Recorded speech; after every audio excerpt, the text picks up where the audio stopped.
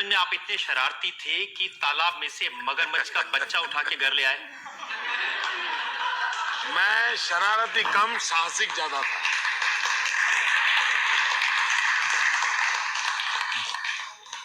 हमारी बात सही है कि थोड़ा मेरे गांव में बहुत बड़ा तालाब है और मुझे तैरने का, पानी में रहने का और कपड़े धोने जाता था तो काफी कुछ। तो एक दिन ले आया, फिर स्कूल ले गया तो हमारे टीचर वगैरह बड़े परेशान हो गए। लेकिन अब शुरू होने जा रहा है देश का सबसे बड़ा मुकदमा, आपकी अदालत, रजत शर्मा के साथ।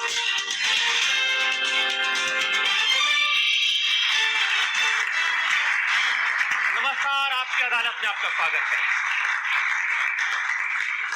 आपकी अदालत में आज पेश करेंगे एक ऐसी शख्सियत को जो आजकल देश के हर बड़े नेता के निशाने पर है। सोनिया गांधी, राहुल गांधी, शरद पवार, मुलायम सिंह यादव, आप जिस भी नेता का नाम ले लीजिए, उनके निशाने पर ये एक ही नेता है और वो नेता आज होंगे आपके निशाने पर, देश की जनता के निशाने पर। Please welcome Bharatiya Janata party के प्रधानमंत्री पद के उम्मीदवार, गुजरात के मुख्यमंत्री नरेंद्र मोदी।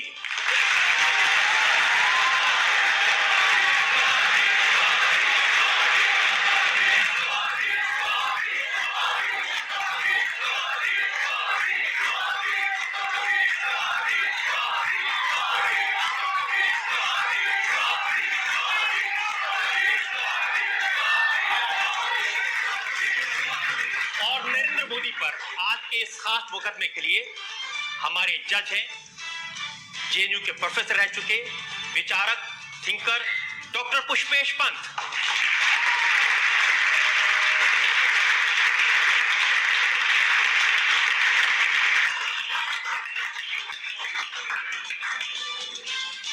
इससे पहले कि आपकी अदालत में आज का मुकदमा शुरू करें, आज के जज डॉक्टर पुष्पेश पंत की इजाजत चाहेंगे। आज की कार्रवाई शुरू करते हैं। कार्रवाई शुरू की जाए। और इससे पहले कि इल्जामात और सवालात का सिलसिला शुरू करें, एक नजर डालेंगे उस बैकग्राउंड पर, पृष्ठभूमि पर जिसमें आज का यह खास मुकदमा चलाया जा रहा है, भारतीय जनता पार्टी के प्रधानमंत्री पद के उम्मीदवार नरेंद्र मोदी पर।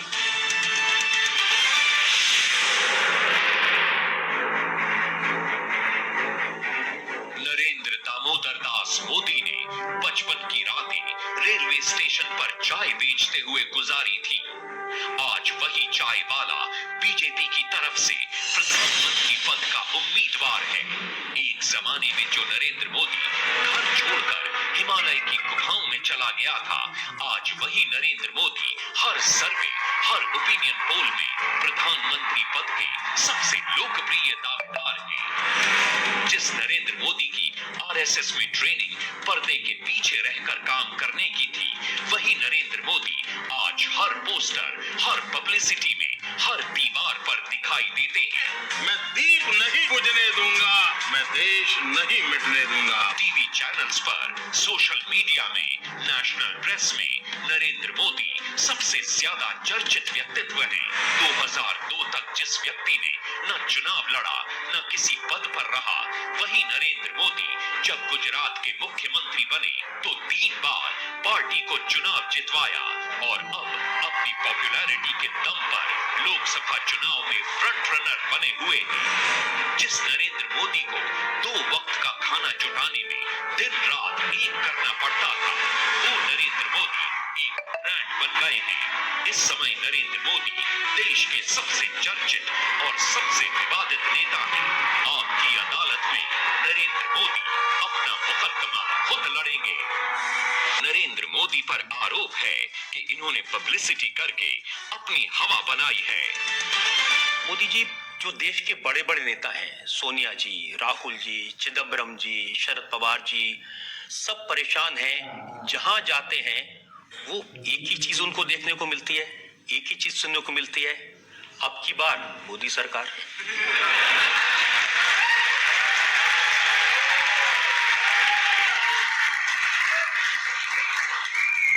अगर ऐसे शब्दों से किसी को चिंता होती है तो शायद वो छोटेपन की निशानी है, बड़ेपन की निशानी नहीं है। अब मैं आपको बताता हूँ सोनिया जी ने क्या कहा। उन्होंने कहा कि देश के कोने कोने में इश्तहारों का जाल बिछाकर एक आदमी को हर मर्ज की दवा और देश के लिए चमत्कारी नेता बनाकर पेश किया जा रहा है। आजकल दिल्ली पर ब्लैक मैजिक वालों का कब्जा है, जिन्होंने नौजवानों के रोजगार गायब कर दिए, जिन्होंने देश का कोयला गायब कर दिया, जिन्होंने बिजली गायब कर दी, तिजोरी गायब कर दी। तो ये ब्लैक मैजिक से ज्यादा अच्छा है ये जादूगरी। देखिए, उनका कहना है कि नरेंद्र मोदी ऐसा माहौल बना रहे हैं कि इनसे बड़ा देशभक्त कोई है ही नहीं।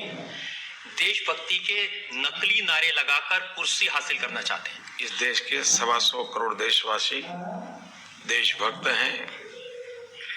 किसी की देशभक्ति से किसी से नीचे नहीं होती, किसी से ऊपर नहीं होती, और इसलिए न मैं किसी की देशभक्ति पर शक करता हूं और न ही मैं कोई महान देशभक्त होने का दावा करता हूं।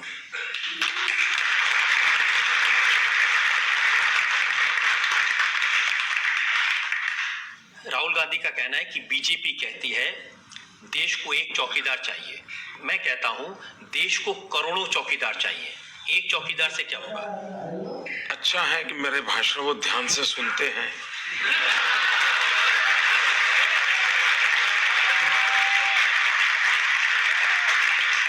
और उन्हें ये मालूम है कि अगर 125 करोड़ चौकीदार होंगे तो कहीं न कहीं अपने काम चल जाएगा। एक चौकीदार होगा तो बड़ा मुश्किल हो जाएगा, ये तो मालूम है। और मुझे चिंता ये है, करगिल की विधवाओं के मकान जिन्होंने ले लिए, क्या वे भी चौकीदार होंगे क्या? जिन पर आरोप है राजस्थान और हरियाणा के किसानों की जमीन हड़प ली, क्या वो भी 125 करोड़ में चौकीदार होंगे क्या? अगर ये है तो फिर तो लगता ऐसा है कि वो दूध की रखवाली बिल्ली को दे देंगे। देखिए, आपके नारे में, आपके पब्लिसिटी में, प्रोपेगेंडा में एक ही व्यक्ति है और उनका नारा है हर हाथ शक्ति, हर हाथ तरक्की, सबको साथ लेके चलो। रियलिटी तो है हर हाथ लूट, हर होठ झूठ।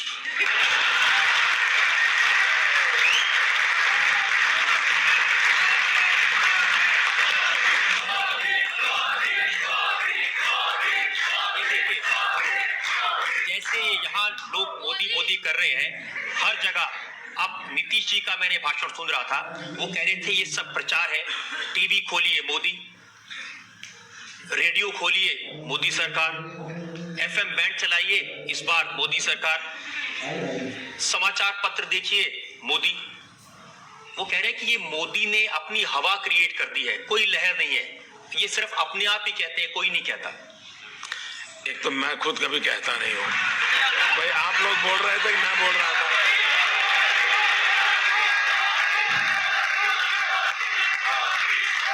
आपको किसी ने सिखाया है? आपको किसी ने बताया है? आप अपनी मर्जी से बोल रहे हो? आपको लगता है देश अपनी मर्जी से बोल रहा है? तो इसमें न मेरी सुनिए न नीतीश कुमार की सुनिए, जनता की सुन लीजिए।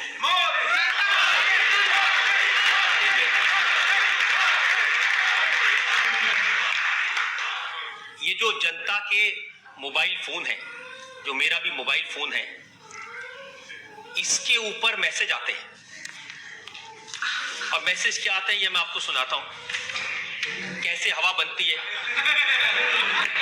मैसेज आया, ट्विंकल ट्विंकल लिटिल स्टार, अब की बार मोदी सरकार। राहुल गांधी ने खाई चॉकलेट बार, अब की बार मोदी सरकार। फिर मैसेज आया, पराठों के साथ खाओ अचार, अब की बार। और फिर किसने कहा, दिल का भंवर करे पुकार, अब की बार। और फिर पॉलिटिकल भेजा किसी ने।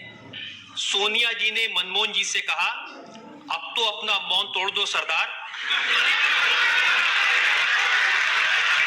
मनमोहन जी बोल पड़े, अब की बार मोदी सरकार।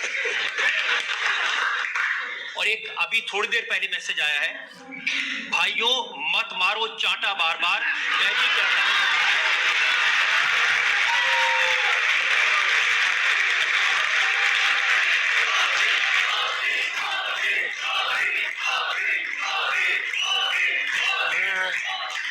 मैं देश की ये जो देश की क्रिएटिव जनरेशन है उनका अभिनंदन करता हूं और मैं मानता हूं कि अगर ये सोशल मीडिया न होता तो देश की क्रिएटिविटी का, देश की आवाज का पता ही नहीं चलता। अखिलेश यादव आपकी अदालत में आए थे, उन्होंने मुझे कहा कि नरेंद्र मोदी ने ये प्रचार, ये आपकी सरकार, ये सब नारा बनाने के लिए एक अमेरिकन एजेंसी को हायर किया है, उसको 1000 करोड़ रुपए दिए। एक तो ऐसा कुछ किया नहीं है, न ही ऐसी कोई कंपनी रखी है और न मैं ऐसी किसी कंपनी को मिला हूं। अब ये झूठ कई दिनों से चल रहा है। अच्छा हुआ आपने मुझे सवाल पूछ लिया ताकि मुझे सच कहने का मौका मिल गया। अगर सचमुच में 1000 करोड़ रुपए की कंपनी रखी होती तो शायद एक कंपनी वाली बात भी अखबार में नहीं छपती, क्योंकि उसकी इतनी तो ताकत होती ना कि क्या छपवाना क्या नहीं छपवाना। इसका मतलब है मैं आपको कांग्रेस पार्टी के बड़े नेता आनंद शर्मा, कॉमर्स मिनिस्टर हैं, उन्होंने प्रेस कॉन्फ्रेंस की। उन्होंने कहा कि भारतीय जनता पार्टी और नरेंद्र मोदी की पब्लिसिटी पर 10,000 करोड़ रुपए खर्च किए गए।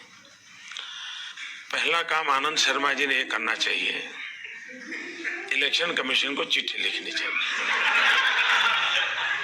दूसरा, उन्होंने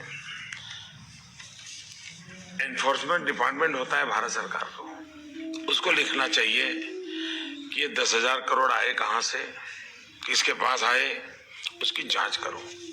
कम से कम बाकी सब कामों में उनकी सरकार विफल गई है, न उनको कुछ करने का सूझता भी नहीं है।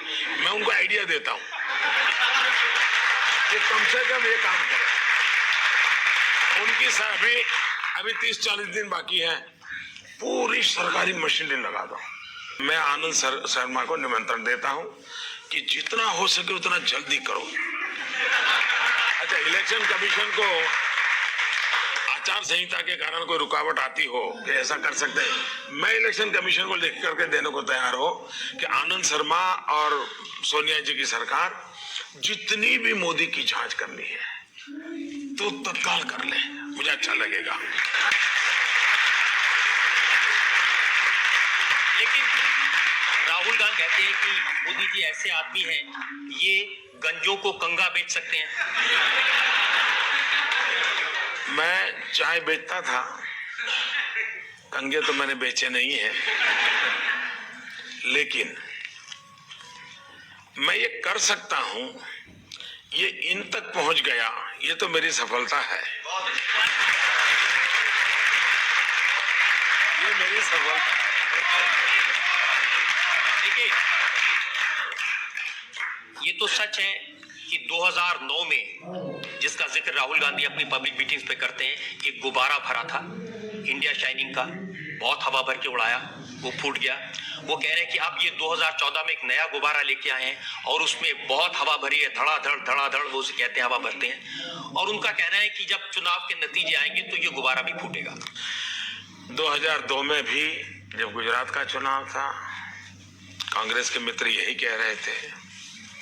2007 में गुजरात का चुनाव हुआ, कांग्रेस के मित्र यही कहते थे।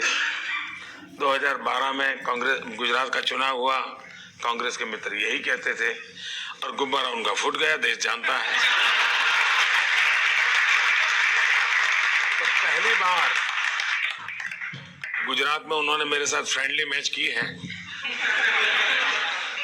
और वो प्राइमरी मैच में बुरी तरह पिट गए हैं।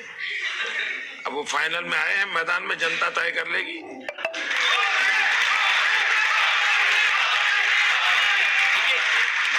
सोनिया जी का कमेंट मैंने देखा, वो पब्लिक मीटिंग में कह रही थी, ये ऐसे दिखा रहे हैं कि अब तक देश में कुछ हुआ ही नहीं और नरेंद्र मोदी आकर रातों रात कुछ कर देंगे। 21वीं सदी का ये पहला दशक, इतनी अच्छी अपॉर्चुनिटी थी देश को। अटल बिहारी वाजपेयी जी ने जहां छोड़ा था, पूरे विश्व को लगने लगा था कि अब हिंदुस्तान टेक ऑफ करेगा, देश आगे बढ़ेगा।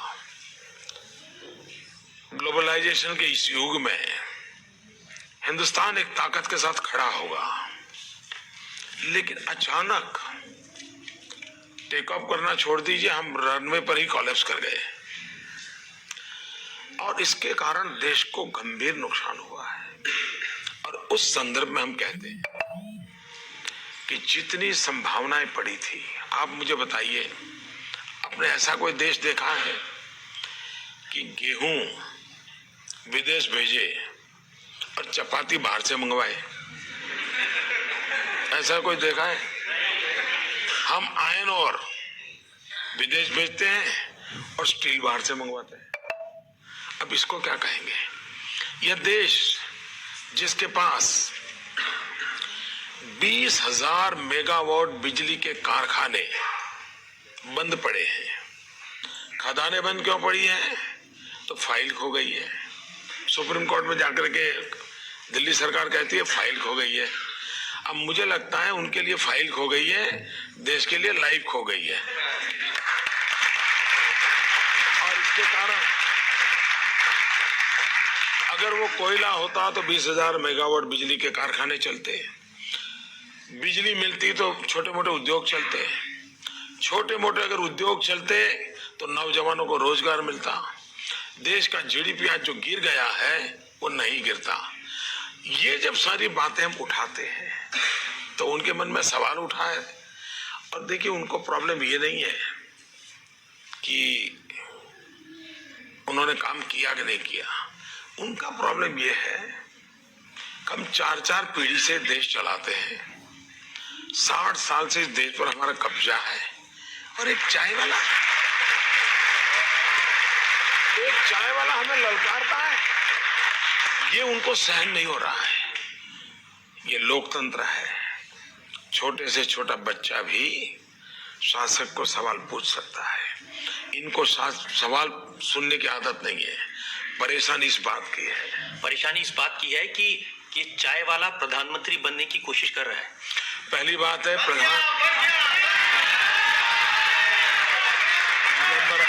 नंबर 1, मेरी जिंदगी का उसूल है और मैं आज आपकी अदालत के माध्यम से उस बात को जरूर कहना चाहूंगा। मैं वो इंसान हूं जिसने इस मिनट तक कभी कुछ बनने का सपना नहीं देखा है, और मैं भी नौजवानों को कहता हूं, कभी भी बनने के सपने मत देखो। अगर सपना देखना है तो कुछ करने का देखो।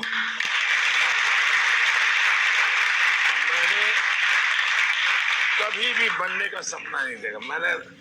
मैं तो कभी मेरे गांव में अगर थोड़ी पढ़ाई करने का सौभाग्य मिला होता और स्कूल का टीचर भी बन जाता तो मेरी माँ ने जरूर मिठाई बांटी होती। मैं तो उस बैकग्राउंड का हूँ। ये तो लोकतंत्र है, 125 करोड़ देशवासियों के आशीर्वाद हैं जो व्यक्ति का भविष्य तय करते हैं। लोकतंत्र में कोई व्यक्ति अपनी डिजाइन नहीं बना सकता है, अपना भविष्य तय नहीं कर सकता है। और अभी भी मैं कहता हूं, इस पल भी करने के सपने बहुत है, बनने का सपना एक भी नहीं है।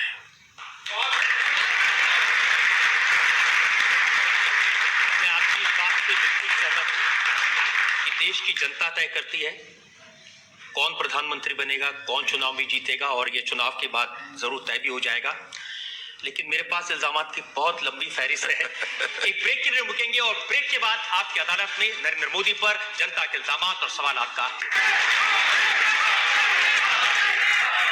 Welcome back. आपकी अदालत में आज हमारे मेहमान हैं भारतीय जनता पार्टी की तरफ से प्रधानमंत्री पद के उम्मीदवार गुजरात के मुख्यमंत्री नरेंद्र मोदी। आपकी अदालत में बीजेपी के प्रधानमंत्री पद के उम्मीदवार नरेंद्र मोदी पर इल्जाम है कि ये देश को बांटने की राजनीति करते हैं। 12 साल से आप पर इल्जाम लग रहे हैं, बहुत लंबी रिसर्च है, लेकिन मैं वो पूछ रहा हूं जो आजकल ताजा इल्जाम लग रहे हैं आपके ऊपर।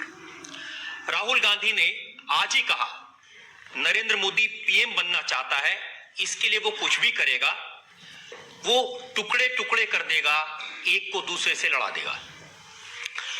मैं समझता हूँ ये टुकड़े टुकड़े वाला मामला है, ये उत्तर प्रदेश से लाए हैं वो, उन्हीं के पार्टी का ये एमपी का उम्मीदवार है, शायद ये टुकड़े टुकड़े वाला मामला उसी से उन्होंने तो कहा था, इमरान कुरैशी ने तो कहा था कि नरेंद्र मोदी यूपी में आएंगे तो बोटी बोटी काट देंगे। हाँ, वो बोटी बोटी टुकड़े टुकड़े होता है तो शायद वो उन्हीं के इन्फ्लुएंस में बोलते होंगे। कांग्रेस के इतिहास की तरफ देखें, अब देश को तय करना है कि उनके टैप रिकॉर्डर सुनने हैं कि उनका ट्रैक रिकॉर्ड देखना है। ट्रैक रिकॉर्ड क्या कहता है? इस देश में सबसे पहले शासन किसके हाथ में आया? कांग्रेस के हाथ में। भारत के टुकड़े किसने किए? उन्होंने किए। वंदे मातरम, उसके टुकड़े किसने किए? हमारे देश में जातिवाद का जहर किसने फैलाया? 1857 का स्वतंत्र संग्राम इस देश का हिंदू और मुसलमान कंधे से कंधा मिलाकर लड़ा था। देश आजाद होते ही ये तनाव, ये बिखराव किसने पैदा किया? और इसलिए जो पाप डिविजिव कांग्रेस है, इतना ही नहीं, वो इतने नीचे गए, देश को कैसे तोड़ा जाता है। जो 2 दिन से डिबेट चल रही है और मैं फौजियों के इंटरव्यू जब टीवी पे देख रहा था इन दिनों, उनकी पीड़ा में अनुभव करता था। भारत सरकार ने पहली बार फौज में ये पूछा कि आपके यहाँ हिंदू कितने हैं, मुसलमान कितने हैं।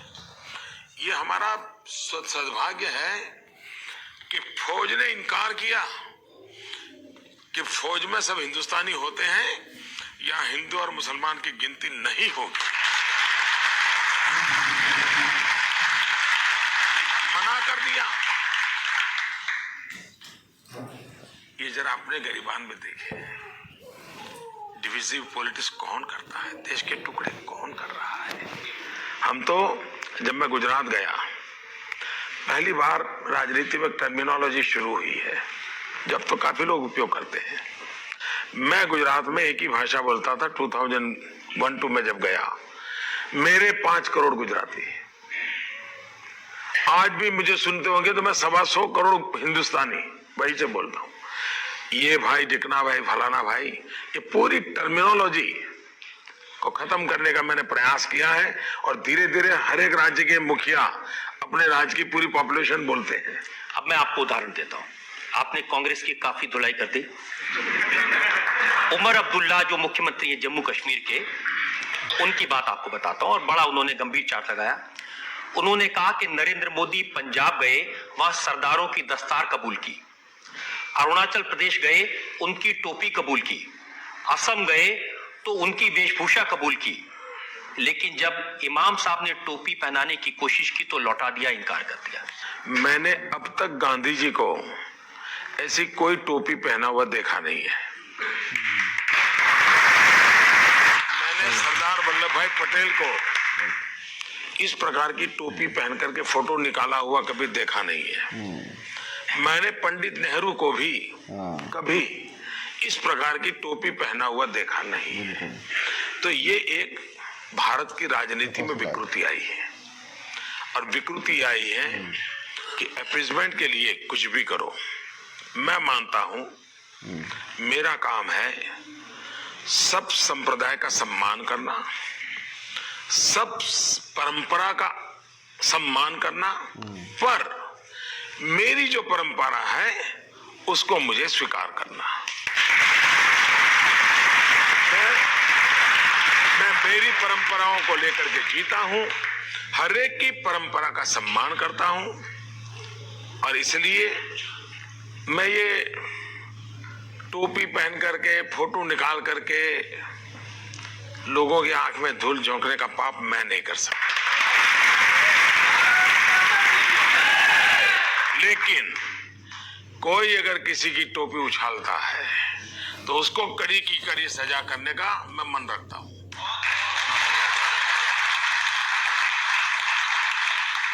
वो टोपी किसी भी संप्रदाय की क्यों ना हो, वो पगड़ी किसी परंपरा की क्यों ना हो, उसको अगर कोई उछालता है तो उछालने वाले पर कड़ी से कड़ी सजा हो, ये जिम्मा शासन में बैठे हुए व्यक्ति का होता है और उसमें मैं प्रतिबद्ध हूं।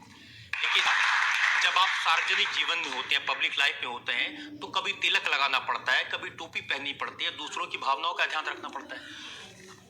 उनको लगता है कि ऐसा करने से भावनाएं संभल जाती हैं, वो ये करे।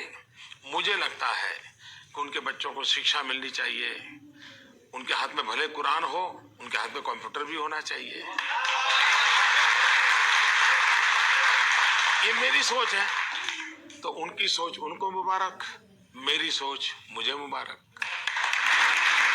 देखिए, आपकी सोच का और आपके शब्दों के चयन का क्या हाल होता है, उसका मैं आपको उदाहरण देता हूं। आजम खान साहब उत्तर प्रदेश की सरकार में मंत्री हैं। उन्होंने कहा, आजादी के 60 वर्ष बाद कहा गया कि हम आदमी नहीं हैं, कुत्ते के पिल्ले हैं।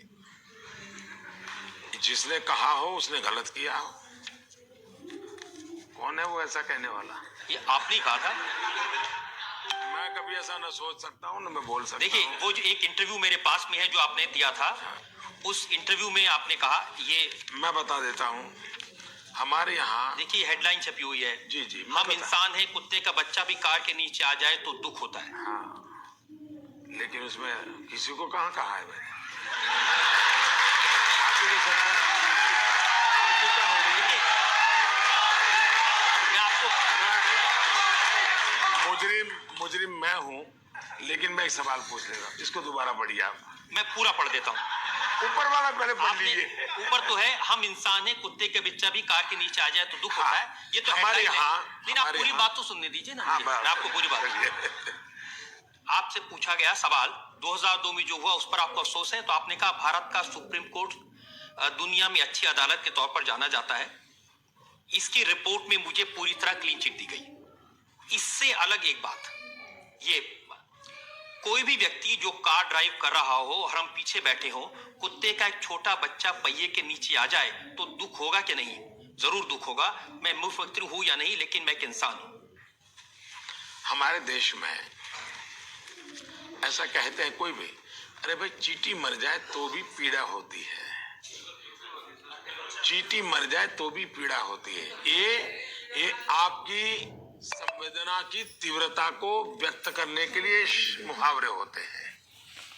उसको अगर कोई ये कहे कि आपने इंसान को चींटी कह दिया, तो मैं समझता हूं इस प्रकार का इंटरप्रिटेशन करने वालों का प्रॉब्लम है। दूसरा, जिसने मेरा इंटरव्यू लिया था, जब हिंदुस्तान के कुछ मीडिया के मित्रों ने इसको उछाल दिया, जिसने इंटरव्यू लिया था वो विदेशी होने के बावजूद भी उसने ट्वीट किया कि मोदी ने ना ऐसा कहा है, न हमने ऐसा समझा है, ये गलत इंटरप्रिटेशन हो रहा है। यानी इंटरव्यू लेने वाला एक फॉरेनर भी मेरी संवेदना को समझ पाया। लेकिन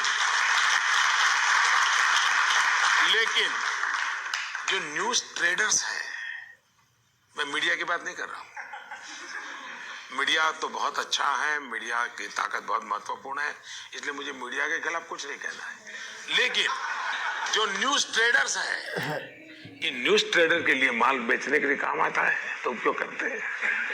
उन्होंने कहा कि एक कुत्ते का बच्चा मोटर के पहिए के नीचे आ जाए तो गम जरूर होता है, हमें तुम्हारा गम नहीं चाहिए। बड़े भाई, कुत्ते के बच्चे के बड़े भाई नरेंद्र मोदी जी, हमें तुम्हारा गम नहीं चाहिए। Thank you very much. क्योंकि शायद वफादारी में कुत्ते से बढ़कर के कोई होता नहीं।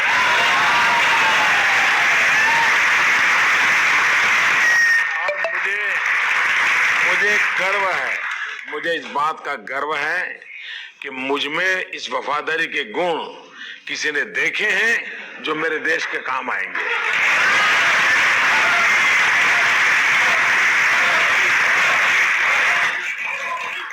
लेकिन एक सच ये है कि भारत के प्रधानमंत्री ने, मनमोहन सिंह जी ने, उन्होंने कहा कि अगर नरेंद्र मोदी देश का प्रधानमंत्री बन गया तो देश के लिए डिजास्टर्स होगा। शायद उनकी खुद की पार्टी ने फिर बाद में ये कहा कि प्रधानमंत्री जी ने ऐसा नहीं बोलना चाहिए था।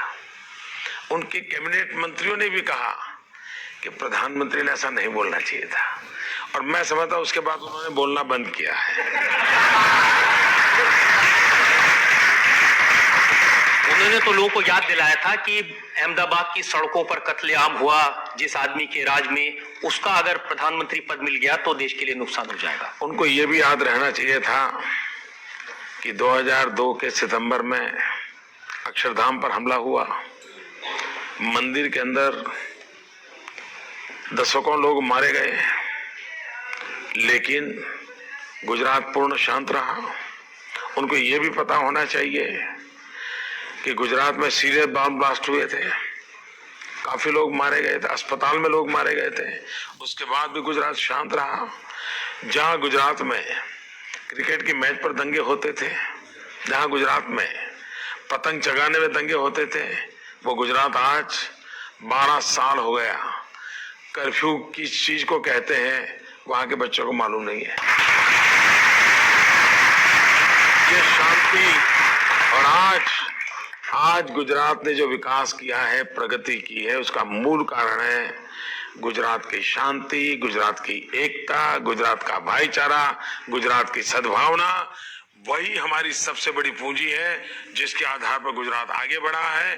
देश भी, अगर देश को आगे बढ़ना है तो शांति, एकता, भाईचारा, सद्भावना, इन गुणों को जितना हम बढ़ावा देंगे, देश को आगे बढ़ाने में एक बहुत बड़ा कैटलिक एजेंट का वो रोल प्ले करेगा।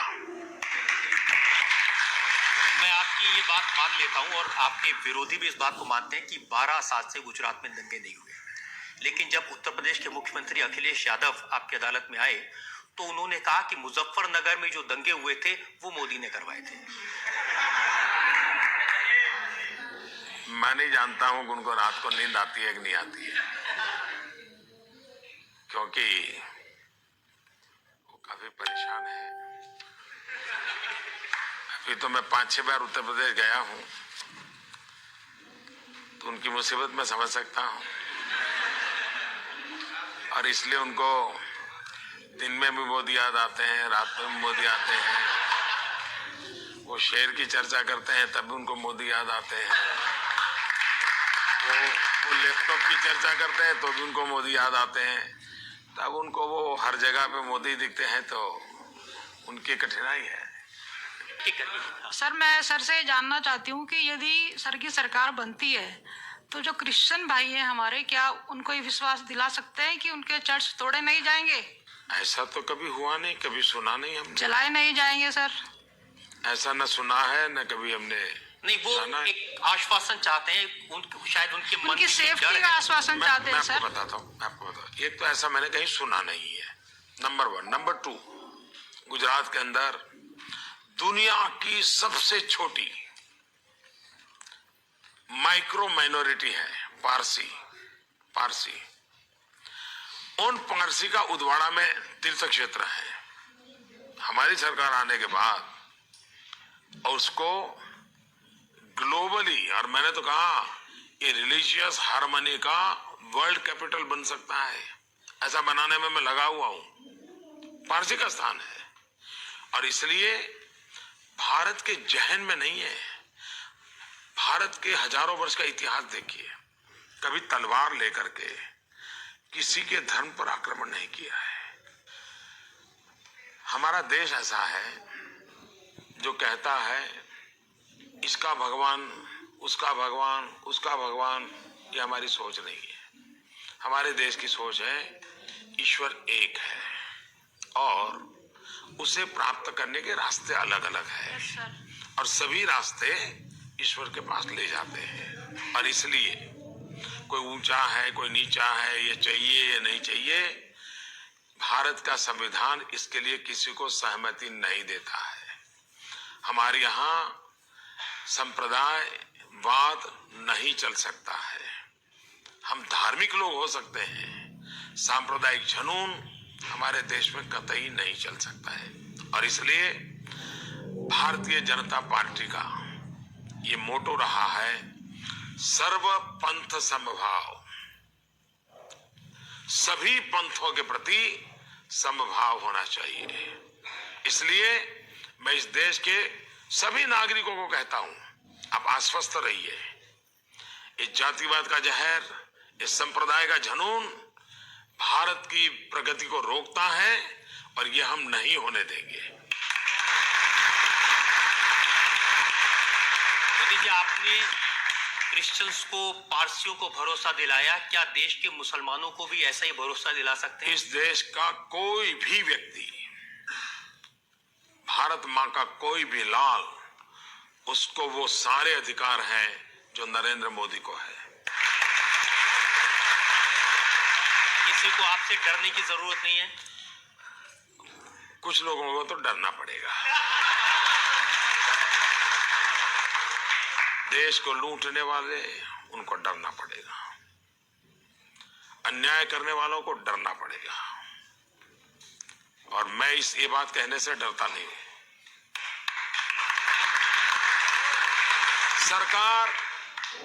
सरकार ऐसी नहीं हो सकती कि जिसमें जो मर्जी पड़े वो चले।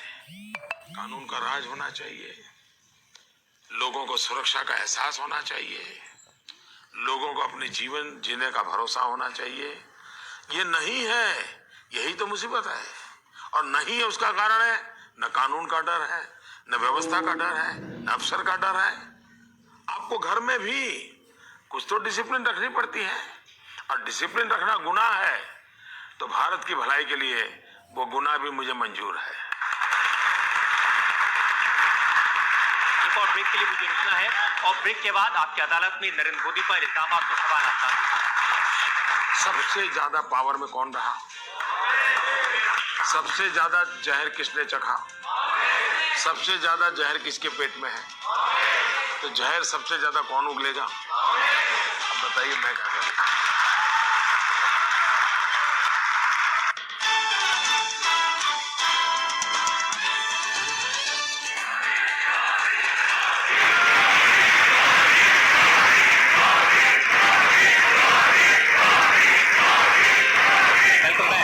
आपकी अदालत में आज हम मुकदमा चला रहे हैं, सवाल पूछ रहे हैं, सफाई मांग रहे हैं नरेंद्र मोदी से।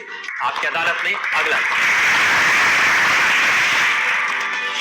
आपकी अदालत में बीजेपी के प्रधानमंत्री पद के उम्मीदवार नरेंद्र मोदी पर आरोप है कि इनके गुजरात के विकास के दावे झूठे हैं। आगे भी पूछना चाहिए था। मुफ्त में गुंडागिर्दी है, मुफ्त में निर्दोषों की हत्याएं हो रही है, ये भी बोल देना चाहिए था उन्होंने तो तब कहा जब आपने कहा कि सरकार चलाने के लिए 56 इंच का सीना चाहिए। मैंने उनको ये कहा था कि मुलायम सिंह जी ने ये कहा कि हम उत्तर प्रदेश को गुजरात में ही होने देंगे। तो मैंने उनको कहा कि नेताजी,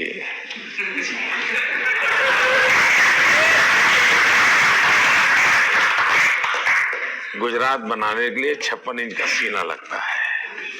अब फिर मैंने आगे कहा था, गुजरात बनाने का मतलब होता है 24 घंटे 365 दिन बिजली। गुजरात बनाने का मतलब होता है कि गुजरात में अधिकतम घरों में नल से पीने का पानी। गुजरात बनाने का मतलब होता है 99% गांवों में पक्की सड़क। ये होता है। तो मैंने कहा इसके लिए आप में दम नहीं है।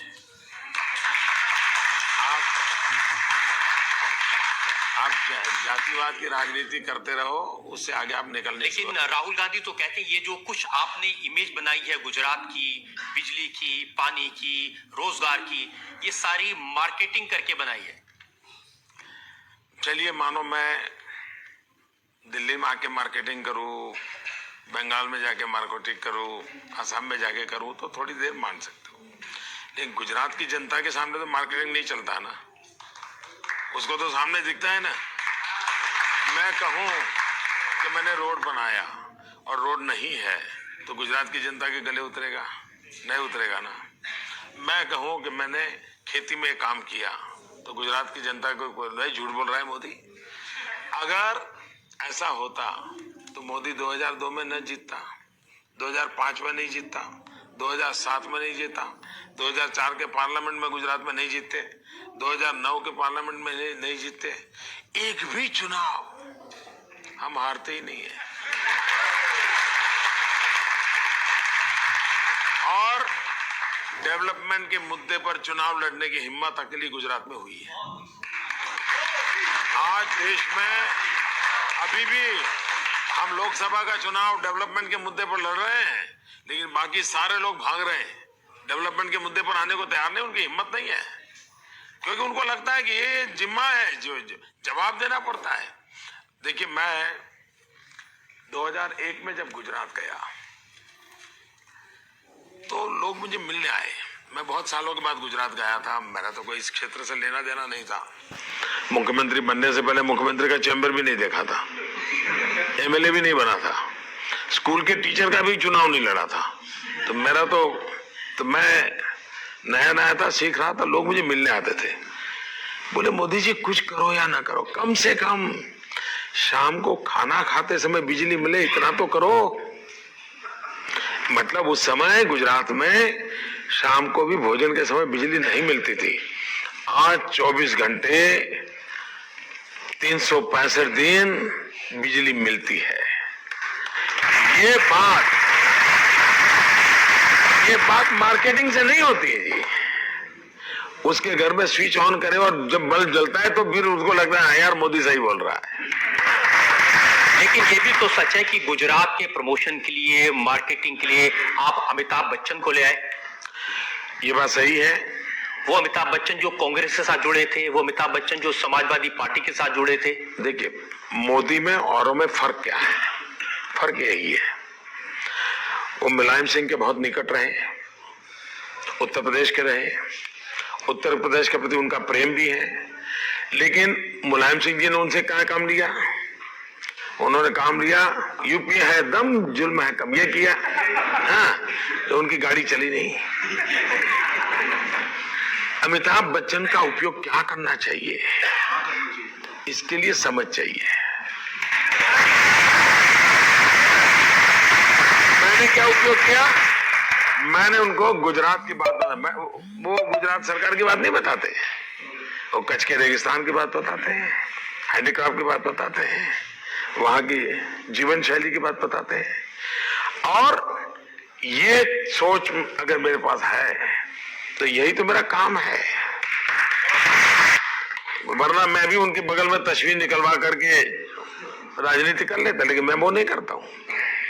मेरे गुजरात की भलाई के लिए अमिताभ बच्चन जी का जो उपयोग हो सकता है वो करना चाहिए।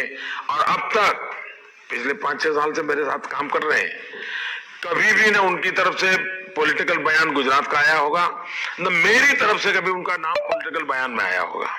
ये बिल्कुल संयम हमने बरता। और दूसरी बात, मैं सार्वजनिक रूप से कहना चाहूंगा, जब ये मैंने उनके सामने प्रपोजल रखी कि मुझे गुजरात का टूरिज्म प्रमोट करना है, आप मेरी मदद कीजिए, उन्होंने कहा मोदी जी मेरी आवाज, मेरा चेहरा मैं आपको देता हूं, आप उपयोग कीजिए। फिर हमारे अफसरों ने उनसे बातचीत शुरू करी, उन्होंने कहा नहीं, मैंने मोदी जी को वादा किया मैं एक नया पैसा नहीं लूंगा। और आप जानते हैं एक नया पैसा लेते नहीं। गुजरात के टूरिज्म का काम जो अमिताभ जी कर रहे हैं, एक नया पैसा उन्होंने लिया नहीं है, और मैं इसके लिए उनका बहुत बहुत अभिनंदन करता हूं।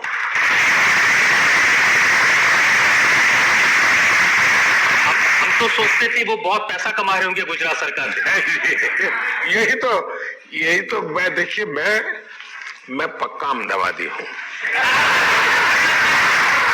हम जो अहमदाबादी लोगों के लिए ऐसी पहचान है, हम सिंगल फेयर डबल जर्नी वाले हैं। हम जल्दी रुपयों पे किसी को देते रहिए। तो वैसे भी हमारा स्वभाव, और अमिताभ जी को लगा भाई मोदी जी की कि अगर नहीं देते हैं तो फिर ये बात बार बार क्यों आते हैं कि उद्योगपतियों को आपने सस्ती जमीन दे दी, टाटा को दे दिया, अडानी को दे दिया, अंबानी को दे मैं दिया। बताता हूँ, ये सारे आरोप राजनीति से प्रेरित है। हमारे कांग्रेस के मित्र तो जैसे वो 10,000 करोड़ वाला लाए थे, इसमें भी कुछ आरोप लगाते हैं। मैं ये कहता हूँ, ये भारत सरकार सोई हुई है क्या? क्या उसका जिम्मा नहीं है कि कोई मुख्यमंत्री ऐसी बदमाशी करता है उसको ठीक करे? कोई स्टेट ऐसी बदमाशी करता है क्यों नहीं कर रही जी? इसलिए इसका मतलब या तो उनमें ये भी दम नहीं है। दूसरा, गुजरात स्टेट के संबंध में सुप्रीम कोर्ट का एक बहुत बड़ा महत्वपूर्ण रिमार्क है। सुप्रीम कोर्ट ने कहा है कि जमीन देने के संबंध में और जमीन संपादन करने के संबंध में गुजरात की पॉलिसी इतनी उत्तम है, देश के अन्य राज्यों ने उस मॉडल को स्वीकार करना चाहिए। सुप्रीम कोर्ट का कहना है। ये जो झूठ चल रहा है ना, नैनो को जमीन दी, नैनो को 1 इंच जमीन सरकार ने नहीं दी है। 1 इंच जमीन किसान से लेकर के नहीं दी है। तो आपको लग रहा है कि किसान से छीन करके दे दिए? वही अरे इनको कुछ मालूम ही नहीं जी, कुछ भी बोलते हो, वरना सुप्रीम कोर्ट तो मेरी बात क्यों मानती जी? दूसरी बात है, मार्केट रेट से ज्यादा पैसों से हमने जमीन दी है। और दूसरा, गुजरात स्टेट है जो पॉलिसी ड्रिवन स्टेट है, नीति बनी हुई है। आप भी कोई जाएंगे तो उसको भी वही लाभ मिलेगा जो हिंदुस्तान का सबसे बड़ा अमीर जाएगा उसको भी मिलेगा। लेकिन राहुल गांधी कहते हैं कि गुजरात की कोई बात इसलिए सामने नहीं आती क्योंकि वहां पर आरटीआई नहीं है। सबसे बड़ा अधिकार जो उन्होंने दिया देश की जनता को। ये जो दिन रात वो कहते रहते हमने ये कानून दिया, ये कानून दिया, ये कानून दिया, जरा ये तो जवाब दो कि आपका कानून कश्मीर में लागू होता है क्या? क्या आरटीआई एक्ट कश्मीर में लागू हुआ है क्या? एंटी करप्शन एक्ट कश्मीर में लागू हुआ है क्या? राइट टू एजुकेशन कश्मीर में लागू हुआ है क्या? जरा पहले अपने गरिबान में देखो, फिर औरों पर कीचड़ उड़ाओ। दूसरी बात है, गुजरात में आरटीआई है, गुजरात में आरटीआई के अंदर फुल फ्लेज काम चल रहा है, और गुजरात आरटीआई के खिलाफ अभी तक एक भी शिकायत आई नहीं। तो जातिकरण राजनीतिक है, इससे हम कब बाहर आएंगे? जब तक हम इसी में उलझे रहेंगे हमारा देश विकास नहीं कर सकता। जातिवाद का जहर ये समाज को तोड़ता है, वो कभी कभी ताकत देती है, लेकिन जातिवाद का जहर जो है, जो नफरत पैदा करता है, उससे किसी का भी भला नहीं होता है, और हमने देश को उससे बचाना होगा। लेकिन सोनिया जी तो कहते हैं आप जहर की खेती कर रहे हैं। देखिए, जयपुर के अंदर करीब जून जुलाई महीने में, लास्ट जून जुलाई में कांग्रेस पार्टी का अधिवेशन था। उसमें राहुल गांधी जी का राज्यारोहण होना था, उनको उपाध्यक्ष घोषित करना था, तो काफी पूरे देश में बड़ा माहौल बनाया गया था। उस दिन राहुल गांधी ने जो भाषण किया, आपके पास पुराने क्लिपिंग होगा तो दिखा देना बाद में, उसमें उन्होंने कहा कि मैं आज सुबह जल्दी जल्दी उठ करके मम्मी के कमरे में गया था, मम्मी की आंख में आंसू थे, और मम्मी ने कहा कि बेटा, पावर इज पॉइजन, सत्ता एक जहर होती है। ये उन्होंने पब्लिक को सुनाया था। अब मुझे बताइए भैया, सबसे ज्यादा पावर में कौन रहा? सबसे ज्यादा जहर किसने चखा? सबसे ज्यादा जहर किसके पेट में है? तो जहर सबसे ज्यादा कौन उगलेगा? अब बताइए, मैं क्या करूं?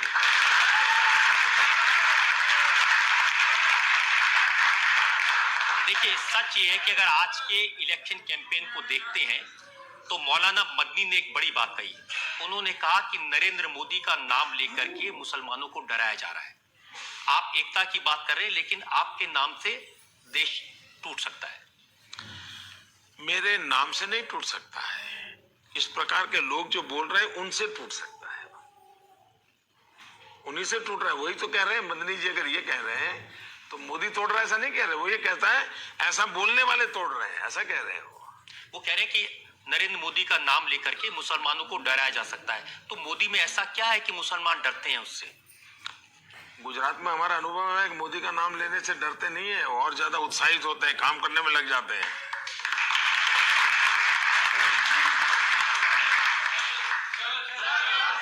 श्योर, बिल्कुल, सबको मौका दें, कोशिश करें। सर, मेरा क्वेश्चन ये है कि अमेरिका ने आपके ऊपर प्रतिबंध लगाया था, क्या आप प्रधानमंत्री बनने के बाद अमेरिका जाएंगे? 2005 में जब ये वीजा को लेकर के मेरे साथ जो कुछ भी हुआ, उस दिन मैंने प्रेस को मिला था मैं, और उस दिन मैंने स्टेटमेंट किया था।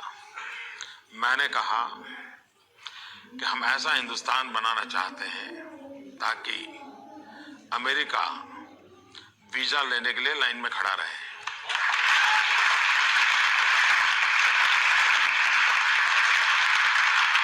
अमेरिका के प्रेसिडेंट नैन्सी पाल आपको एक बार मिलने आई और उनकी छुट्टी हो गई।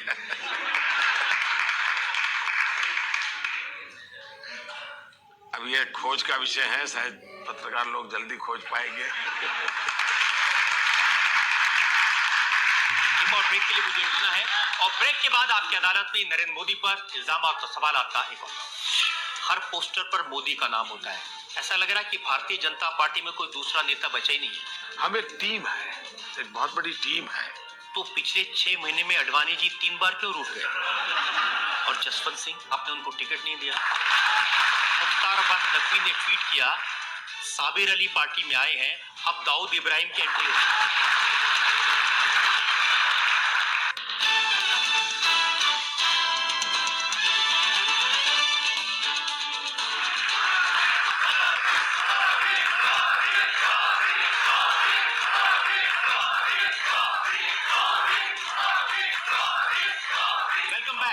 आपकी अदालत में आज इल्जाम और सवाल आपके घेरे में हैं। गुजरात के मुख्यमंत्री नरेंद्र मोदी आपकी अदालत में अगला।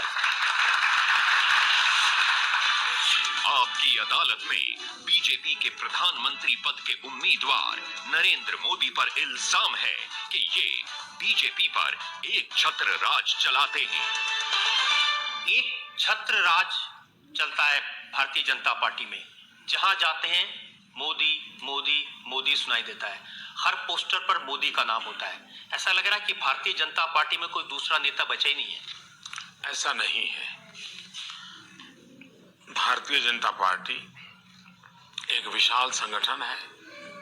संगठन व्यवस्था से ऑर्गेनाइजेशनल सेटअप बना हुआ होता है। ढेर सारी गैलेक्सी ऑफ लीडर्स और एक से बढ़कर एक ऐसी बहुत बड़ी हमारी टीम है। कभी हम अटल जी के नेतृत्व में चुनाव लड़ रहे थे तो अटल जी की बात कर रहे थे, कभी अडवाणी जी के नेतृत्व में चुनाव लड़ रहे थे, अडवाणी जी बात कर रहे थे। फिलहाल मुझे ये काम मिला है, पार्टी ने जो तय किया है मुझे करना है, क्योंकि आखिर मैं कार्यकर्ता हूँ। तो कार्यकर्ता के नाते जो कुछ भी हो रहा है उसमें अगर मुझे जो कुछ भी योगदान देना होता है तो देता हूँ। हम एक टीम है, एक बहुत बड़ी टीम है। पर क्यों रूठ गए? मैं नहीं मानता हूं कि वो रिठे हैं। और वो देखिए, मैं आपको 3 उदाहरण बताता हूं। जब नरेंद्र मोदी को चुनाव प्रचार समिति का कन्वीनर बनाया गया गोवा में, अडवाणी जी रूठे, उनको सब लोग मनाने गए उनके घर पे। जब नरेंद्र मोदी को प्रधानमंत्री पद का उम्मीदवार डिक्लेयर किया गया तब वो मीटिंग में गए, फिर उनको मनाने गए। और अभी लोकसभा की टिकट जब डिसाइड हो रही थी, वो भोपाल से लड़ना चाहते थे, पार्टी अहमदाबाद से लड़ना चाहती थी। इन तीनों विषयों की क्लैरिफिकेशन अडवाणी जी की तरफ से भी आया है, पार्टी तरफ से आया है, और ये सारी काल्पनिक कथाएं रही है। क्योंकि जिस दिन गोवा में तय हुआ उसी दिन फोन पे मुझे उन्होंने आशीर्वाद दिए।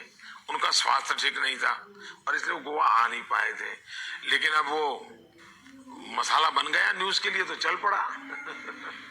और जसवंत सिंह जी ने अभी अभी मेरी एक किताब मोदी तो नाम की किसी ने एक मेरे चीजें छपी है, उसकी प्रस्तावना लिखी है जसवंत सिंह जी ने अभी अभी। और आपने उनको टिकट नहीं दिया? ऐसा है, टिकट मैं नहीं देता हूँ। स्टेट इलेक्शन कमेटी अपने रिकमेंडेशन भेजती है, सेंट्रल इलेक्शन कमेटी करती है। और उनके बेटे को अभी अभी असेंबली में चुनाव लड़वाया, जिताया है। जसवंत सिंह जी के बेटे उसी बाड़मेर लोकसभा क्षेत्र से एमएलए है। तो ऐसा नहीं है कि कोई उनके प्रति कोई नकारात्मक भाव था। अब उनके लेकिन ये बात सही है, आखिरकार देखिए भाजपा में लाखों कार्यकर्ता है, अब टिकट तो 500 लोगों को मिलने वाला है, तो थोड़ा बहुत तो राजी नाराजी की संभावना हर जगह पे रहती ज्यादा है। हो रही है कि राहुल गांधी को भी चिंता है। आज ही का मैं उनका भाषण सुन रहा था, वो कह रहे थे कि बड़े बड़े नेता आडवाणी जी हैं, जसवंत सिंह जी थे, नरेंद्र मोदी ने सबको किनारे लगा दिया। पहली बात यह है कि जो लोग हैं वे वो लोग हैं जिन्होंने मोदी को उंगली पकड़ के चलाया है, और आज भी ये वो लोग हैं जिनके चरणों में बैठ करके मैं जीवन की बहुत कुछ शिक्षा दीक्षा लेता हूं। और इसलिए न उनको भारतीय जनता पार्टी के चरित्र का पता है, न भारतीय जनता पार्टी की कार्यशैली का पता है, लेकिन वो इसलिए ऐसा बोलते हैं क्योंकि उनके यहाँ सीताराम केसरी के साथ क्या हुआ था, उठा करके ऑफिस से बाहर फुटपाथ पे पटक दिया था। ऑल इंडिया कांग्रेस के प्रेसिडेंट थे, सोनिया जी को बिठाना था, तो उनके यहाँ ये हुआ है तो बचपन से उन्होंने यही देखा है, तो उनको बाहर का कुछ मालूम नहीं है ना। लेकिन अब वो कल्चर बीजेपी भी नहीं आई। मुख्तार अब्बास नकवी ने ट्वीट किया, साबिर अली पार्टी में आए हैं, अब दाऊद इब्राहिम की एंट्री होगी। अब वो उन दोनों के बीच का मामला है, रहने दीजिए उनके पास। और पार्टी के बहुत सारे नेता ये कहते हैं कि नरेंद्र मोदी को पार्टी में जितना नहीं पसंद करते, बाहर वाले पसंद करते हैं। राज ठाकरे, आपका रिश्ता तो शिवसेना से, उद्धव ठाकरे से है, लेकिन राज ठाकरे कह रहे हैं मैं नरेंद्र मोदी को प्रधानमंत्री बनाऊंगा। पहली बात है कि इसका पहला पार्ट जो है वो आपका अनुमान सही नहीं है। आज भारतीय जनता पार्टी के मुझसे इतने श्रेष्ठ वरिष्ठ कार्यकर्ता हैं मेरी पार्टी में, मुझसे ज्यादा अनुभवी हैं, लेकिन उन्हीं लोगों ने मुझको अपने कंधे पर बिठाया है। मेरी पार्टी के लाखों कार्यकर्ता आज रात दिन देखे बिना इतना पसीना बहा रहे, इतना पसीना बहा रहे हैं। अगर मैं जो कुछ भी हूं तो उन पार्टी के लाखों कार्यकर्ताओं की बदौलत हूं। अगर आज मैं इतना ऊपर दिखता हूं तो मेरी पार्टी का जो शीर्ष नेतृत्व है उसने मुझे अपने कंधे पर बिठाया है, इसके कारण दिख रहा हूं। इसलिए मेरी पार्टी में कोई मेरे साथ नहीं है ये मैं सोच भी नहीं सकता हूं। वो सब हैं इसलिए तो मैं यहाँ दिख रहा हूं, अगर वो ना होते तो मैं धरती पर भी कहीं नजर नहीं आता। तो दूसरी बात है, जब सारा देश अगर ये कुछ बातें कह रहा है तो और भी लोग कहते होंगे, और दलों के लोग भी कहते होंगे, और कहते हैं कि नरेंद्र मोदी मुझसे बात करते थे। ये बात सही है, मैं तो बात सबसे करता हूँ जी।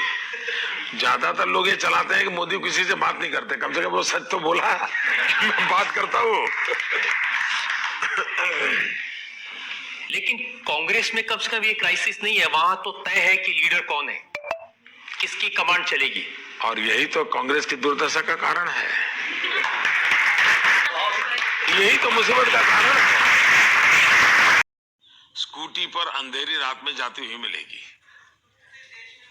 तो ये सब संभव है, सब संभव है।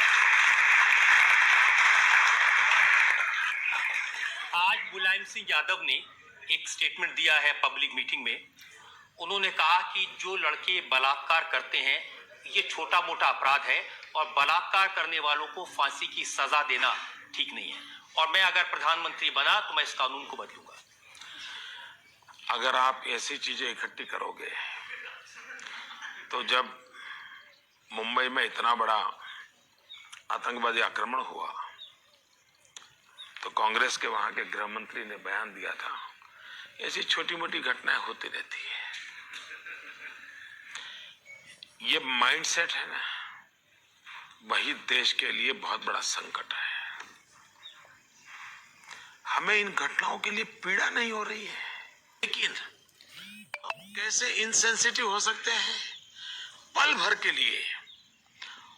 सोचिए आप ही वो बालिका है जिस पर ये जुल्म हुआ है, तो क्या आप ये सोचेंगे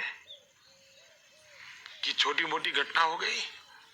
एक बार सोच लीजिए, आप खुद एक बालिका है, या ये सोच लीजिए आपकी अपनी बेटी है और उस पर जुल्म हुआ है, और तब आपका रूप देखिए आपको क्या विचार आता है। भारत की हर बेटी हमारी अपनी बेटी है। 21वीं सदी, सुशिक्षित समाज, और ये क्या हम सुन रहे हैं, ये मन को परेशान करने वाली चीजें हैं। और उसमें भी एक घाव पर एसिड छिड़कने का काम इन नेताओं की नासमझी से होती है, तब बहुत पीड़ा होती है। मैं इसका राजनीतिक जवाब देना नहीं चाहता हूं, मुझे बहुत पीड़ा होती है।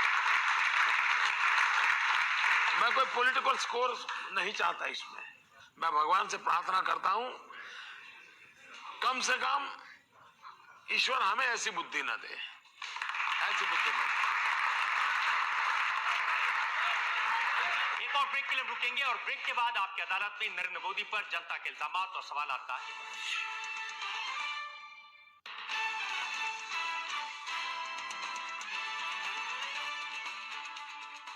Welcome back. आपकी अदालत में आज हमारे मेहमान हैं भारतीय जनता पार्टी की तरफ से प्रधानमंत्री पद के उम्मीदवार नरेंद्र मोदी। लेकिन अब जरा गुजरात के बाहर मेरी बातें बहुत हो रही, तो फिर अपने आप, और आजकल तो मीडिया इतना वाइब्रेंट है कि हमारे जेब से अगर कोई चीज गिर भी जाए तो अखबार में तस्वीर आ जाती है। तो पता चला फिर क्या हुआ कि एक दिन मैं यहाँ दिल्ली में आया था, शायद अक्टूबर महीने में यहाँ की रैली थी। उसी दिन कांग्रेस के लोगों ने बड़ी अनाप शनाप गालियां भी दी थी। मोदी तो अमेरिका का एजेंट है, टिकना है अमीरों के, वगैरह वगैरह। मुझे बड़ी पीड़ा हो रही थी। मुझे लगा ये इस प्रकार की भाषा जो एक बार मुझे कहना पड़ेगा। मैं जीवन में पहली बार यहाँ दिल्ली में ही, और रोहिणी में जब मेरा एक रैली हुई थी, मैंने कहा मुझे क्या ये बोल रहे हो लोग, इन्हें पता है हम कौन है। मैंने कहा मैं बचपन में रेल के डिब्बे में चाय बेच करके बड़ा हुआ हूँ, और आप मुझ पर ऐसे इल्जाम लगाते हो। उसमें से बात निकल पड़ी। बाकी तो अब बहुत सी बातें होती है, हर चीजें कहाँ बताने जाएंगे।